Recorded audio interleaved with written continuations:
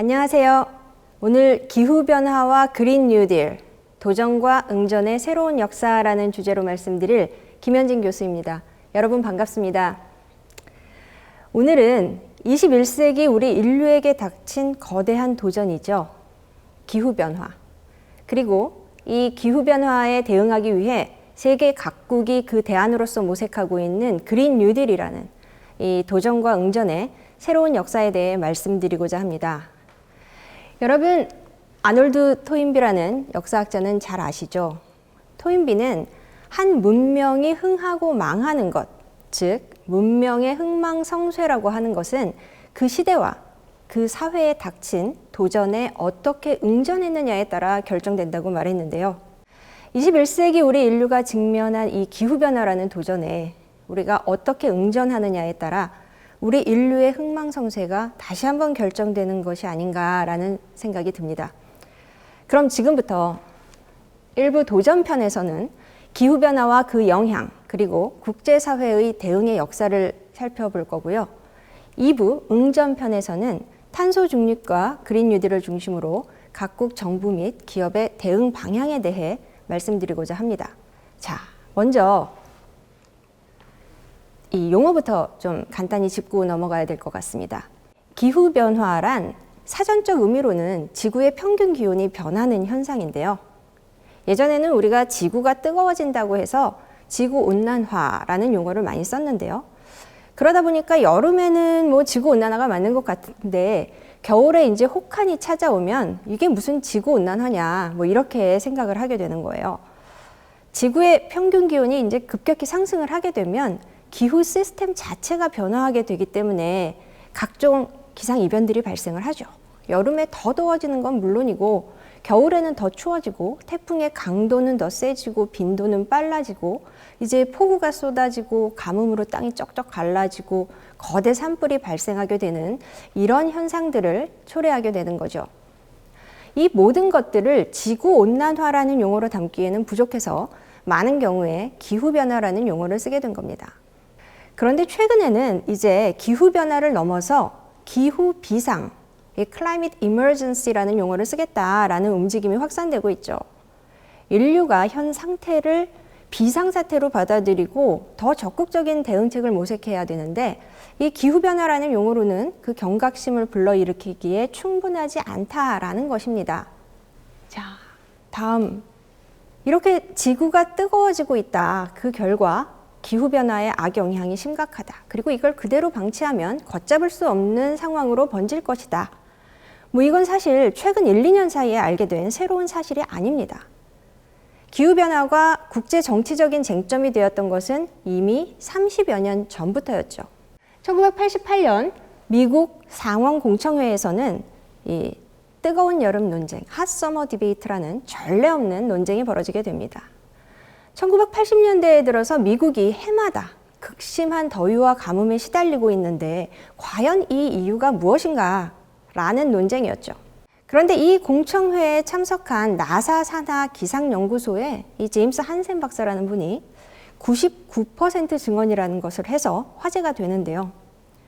이 한센 박사는 지구온난화라는 것은 온실 효과 때문이고 온실 효과가 가뭄과 혹서 같은 그런 기상이변을 일으키는 것이 99% 확실하다. 이것을 나는 증언한다. 라고 한 것이죠.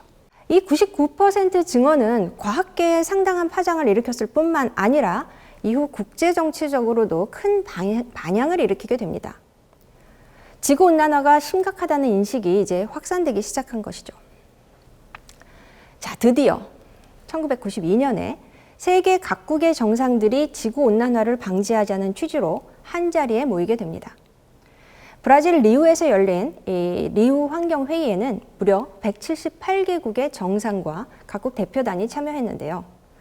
이 회의에서 지구 정상들은 지구온난화가 심각하다는 사실, 그리고 그렇게 된 원인이 우리 인류가 산업혁명 이후에 석유, 석탄 등의 이런 화석연료를 펑펑 쓰면서 온실가스를 배출해 왔기 때문이다 라는 점을 인정을 하면서 이제 이 온실가스를 줄이도록 함께 노력하자 뭐 이런 선언을 하게 된 겁니다. 그 결과로 기후변화 협약이 이제 채택이 되었던 거죠. 이 협약은 뭐 맨날 모이기만 하면 다투기만 하던 이 세계 각국이 지구를 위한 훌륭한 결정을 했다고 해서 높이 평가를 받았지만 사실 뭐 온실가스를 줄이도록 함께 노력하자는데 뭐 굳이 우린 노력 안 한다 뭐 이렇게 할 이유도 없었던 거죠. 이 세계 각국의 이해관계가 이제 첨예하게 드러나기 시작한 것은 이 이후입니다. 이제 우리 온실가스를 줄이기로 노력하기로 했으니 구체적으로 어느 나라가 얼마만큼 줄일지를 이제 좀 정해보자 라는 단계가 되니까 이제 서로 정색을 하면서 얼굴을 붉히면서 자국의 이해 득실을 따지게 됩니다.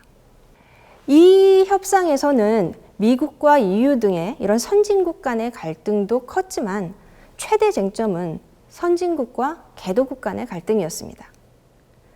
선진국은 온실가스를 줄이는 그 효과가 크기 위해서는 모든 국가가 공동의 책임을 가지고 함께 온실가스를 줄여야 한다라고 주장을 했고요. 반면 개도국은 아니 산업혁명 이후에 화석연료를 펑펑 쓰면서 경제를 성장시키고 그 과실을 향유해 온 것은 선진국인데 이제 경제발전 좀 해보려고 하는 우리 개도국이 왜 함께 줄이냐 뭐 이러면서 펄쩍 뛴 거죠. 이 치열한 협상 끝에 타협안이 제시된 게 바로 이 CBDR 원칙이라는 겁니다. Common but Differentiated Responsibility. 즉, 책임은 공통이다. 공동의 책임인데 그 책임의 정도는 차별화된다. 라는 원칙입니다. 이 원칙에 의거해서 국제사회는 1997년 교토의정서를 체결하면서 자, 그렇다면 선진국들이 우선적으로 온실가스를 줄이고 개도국한테는 일정 기간 동안 면죄부를 주자. 즉, 온실가스 감축 의무를 면제해주는 방향으로 합의가 됩니다. 하지만 2001년에 이 선진국의 그 대표적인 이 미국의 부시 행정부가 교토의정서를 탈퇴하겠다라고 공식 선언을 하면서 그야말로 퇴장해버리는 바람에 교토의정서에서의 합의는 허울뿐인 상태가 되게 됩니다. 자, 그럼에도 불구하고 이렇게 기후변화 문제를 해결하고자 야심차게 진행됐던 기후변화 협상이 흐지부지 되었음에도 불구하고 세계 각국의 정상들과 대표단은 이 COP라고 하는 유엔 기후변화 협약 당사국 총회를 매년 개최를 하면서 여기 모여서 기후변화 방지책을 논의해 왔습니다. 이 회의에는 각국 정상들은 물론이고 대표단, 기자, 시민단체 등을 포함해서 약 200여 국에서 2만여 명이 모이는 것만으로도 화제가 되어 왔죠. 2015년 파리에서 열렸던 이 COP 21차 기후변화 당사국 총회에서는 기후변화와 관련된 또 하나의 의미 있는 합의가 이루어지는데요. 이 파리 기후협정은 산업화 이전 대비 지구평균 기온 상승폭을 2도보다 훨씬 낮게, 가능하면 1.5도 아래로 억제하도록 온실가스를 줄이자라는 내용을 담고 있는데요. 또 가장 주목할 부분은 이 교토의정서에는 아까 말씀드렸듯이 감축 의무를 면제받았던 개도국까지 포함해서 선진국과 개도국 모두가 온실가스 감축에 참여하도록 했다는 점입니다. 이렇게 선진국, 개도국 포함해서 많은 국가들의 참여를 유도하기 위해서 어떤 조치를 했냐면요. 각 국가가 자국의 기여분을 스스로 결정해서 국제사회에 약속하는 형식으로 했고요. 그러니까 강제하는 게 아니라요. 개도국의 참여를 또 더욱 이끌어내기 위해서 선진국으로부터의 재원 및 기술 이전 등을 또 강화하는 그런 내용도 담고 있습니다. 이 파리 협정의 체결은 가장 위대한 외교적 성공으로 평가받기도 했죠. 자, 여기서 아까 그 2도, 1.5도 이런 게 이제 제시가 됐는데요. 이 산업화 이전 대비 지구 기온 상승폭을 2도, 가능하면 1.5도로 제한해야 한다는 부분, 이걸 한번 좀 주목해 봐야 합니다. 이와 관련해서 두 개의 중요한 보고서가 발간이 됩니다. 하나는 2018년 IPCC라는 기관이 지구온난화 1.5도 특별 보고서를 발간해서 충격을 안겨주었는데요. IPCC라는 기관은 전 세계 각국에서 약 3천여 명의 전문가가 기후변화에 관한 위험을 함께 평가하는 이 유엔 산하의 국제 협의체인데요. 이 보고서는 지구가 파국 상황을 가는 것을 막기 위해서는 지구 기온의 상승폭을 1.5도로 제한해야 한다고 강력히 주장합니다. 이 1.5도랑 2도, 불과 0.5도 차이인 것 같지만 그 결과는 매우 크다는 겁니다. 따라서 1.5도로 기온 상승폭을 제한하는 것이 인류의 마지노선이다 라는 거고요. 그리고 1.5도로 이 온도 상승을 막기 위해서는 세계가 2050년까지 탄소 중립을 이뤄야 한다고 제시합니다. 자, 그럼 탄소 중립이라는 건 뭘까요? 이것은 탄소의 순 배출량을 제로, 0으로 만든다는 건데요. 예를 들어서 우리가 그 화석연료, 석탄, 석유 같은 이런 화석연료를 태우면요, 이산화탄소 등이 배출이 되잖아요. 이런 탄소 배출을 최대한 일단 줄이고, 또 그래도 어쩔 수 없이 배출된 부분이 있다면 나무를 심거나 CCS 기술, CCS 기술이라는 건 이제 카본 캡처 앤 스토리지, 그래서 탄소를 잡아내서 저장하는 이런 신기술들이에요. 이런 기술들로 상쇄를 시켜서 탄소의 순 배출량을 제로로 만든다는 그런 의미죠.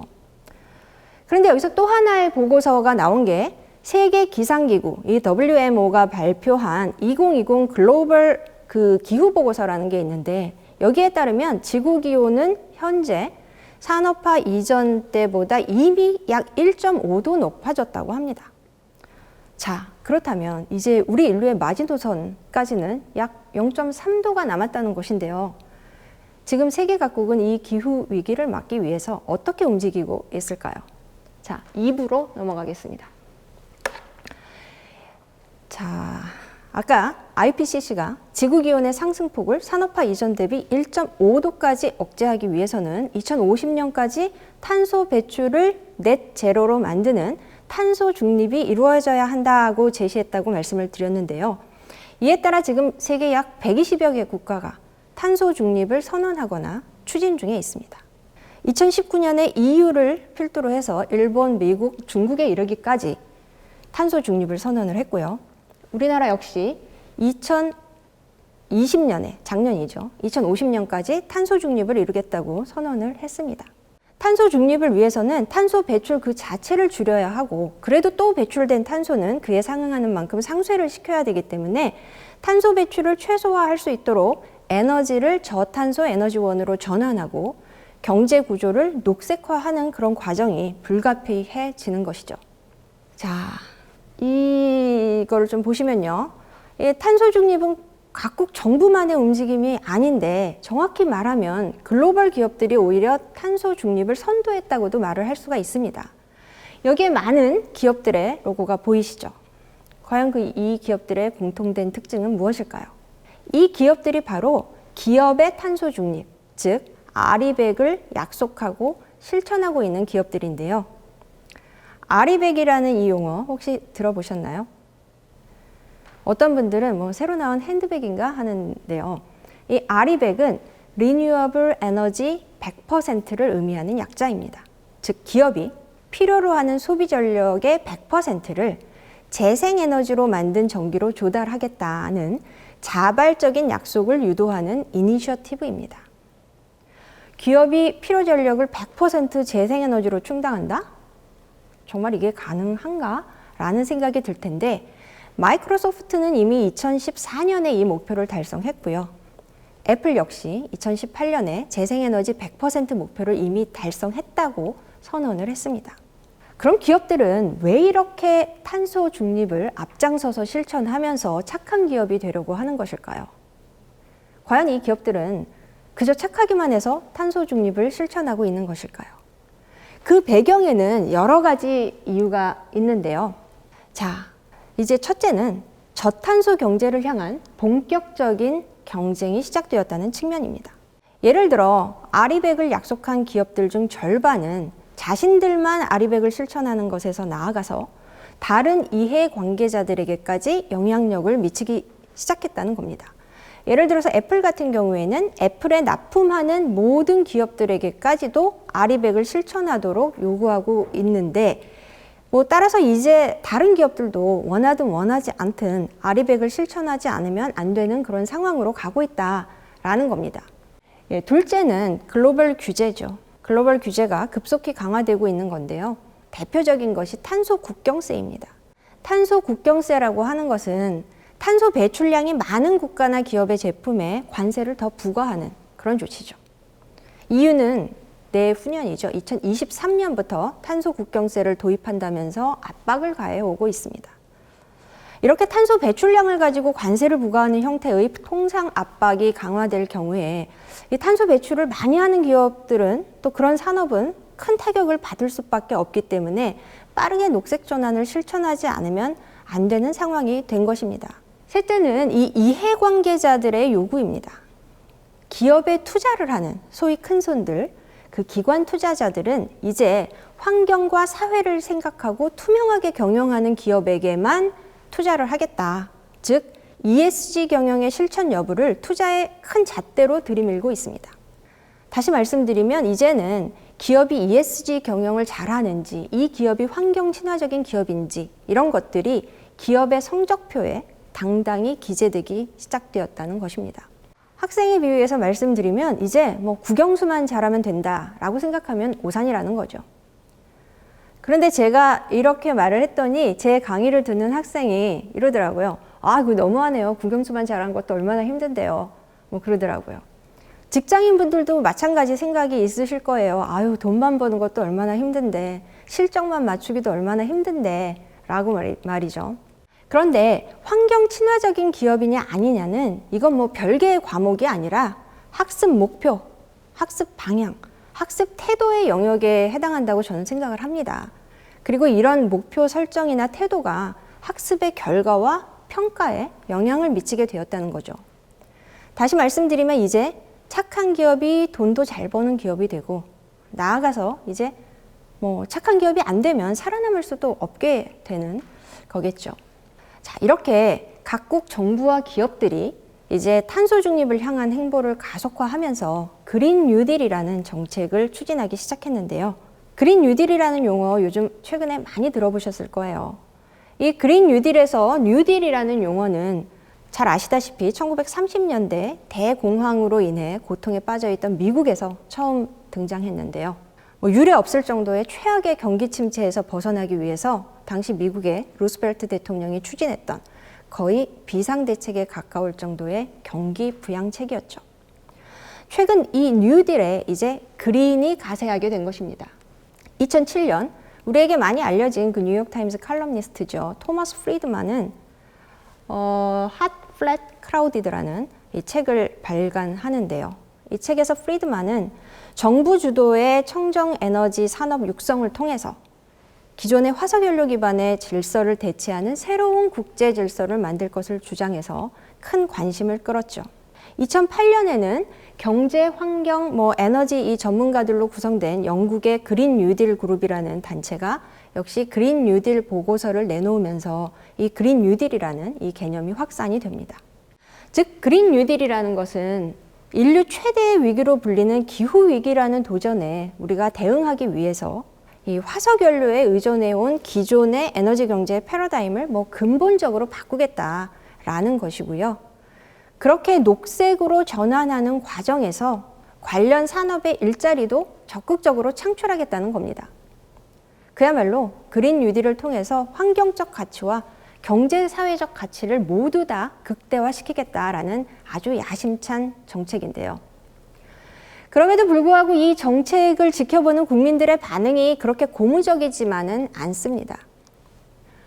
안 그래도 경기도 나쁘고 먹고 사는 것도 너무 힘든데 그린으로 일자리를 창출하고 경기를 부양하고 한다는 게 확 와닿지 않다. 이런 반응도 있고요. 필요성은 있지만 이게 과연 지속적으로 실행될 것인가에 대한 회의감도 존재합니다. 지속 가능이다, 녹색이다, 그린이다, 이거 수십 년간 말만 바뀌었는데 식상하다, 이런 반응도 있죠. 이러한 국민들의 우려와 반응은 어떻게 보면 당연한 것이라는 생각도 드는데요. 그동안에 환경 위기를 극복하고 저탄소 경제를 지향해왔던 이 우리 국제사회의 행보 자체가 양치기 소년 같은 측면이 있었다라는 점을 부인할 수는 없습니다. 늑대가 나타났다면서 막 이렇게 겁을 주다가 결국 진짜 늑대가 나타났을 때는 아무도 믿어주지 않아서 늑대에 잡아먹히고 마는 그런 양치기 소년처럼 지난 수십 년 동안 국제사회가 지구온난화니 기후변화니 하면서 지구 환경을 거창하게 내세운 장밋빛 합의들을 자국의 이해관계와 맞지 않는다고 해서 이행하지 않아온 것도 사실이니까요. 하지만 결론적인 생각을 말씀드리자면 지금 현재 진행 중인 각국의 그린 뉴딜 행보야말로 이제 진짜 본격적으로 저탄소 경제로의 이행이 시작되었다라는 것을 보여주고 있습니다. 그 배경에는 제가 말씀드렸던 글로벌 규제가 급속히 강화되고 있고 각국 정부와 기업도 저탄소 경제를 향한 이제 본격적인 레이스에 뛰어들고 있고 이해관계자들이 정색을 하고 ESG를 요구하기 시작하고 있다는 겁니다. 그리고 이 모든 것이 가속화되고 있는 그 근저에는, 그 배경에는 그야말로 리얼하게 다가오고 있는 이 생태계의 위기가 있다라는 것이죠. 자, 20세기 탄소 의존 경제 하에서의 에너지 강국은, 우리가 이런 화석연료를 쓰던 시대의 에너지 강국은 자국의 영토 내에 얼마나 우리가 유형의 자원을 많이 보유했느냐에 따라서 에너지 강국이 결정되었습니다. 하지만 21세기 이 저탄소 경제 하에서의 에너지 강국이라고 하는 것은 에너지 기술과 친환경 기술 등 이런 무형의 자원들과 시장 선점 능력을 갖춘 국가가 에너지 강국이 될 것입니다. 이제 우리는 후대의 위험이 아니라 지금 당장에 우리의 현실이 되고 있는 이 기후변화 위기를 직시하고 저탄소 경제로의 전환 정책을 어떻게 국가의 성장 동력으로 연결시키고 인류의 미래를 위한 선물로 바꿀 수 있을지를 함께 고민하고 모색해 나가야 한다고 생각합니다. 경청해 주셔서 감사합니다.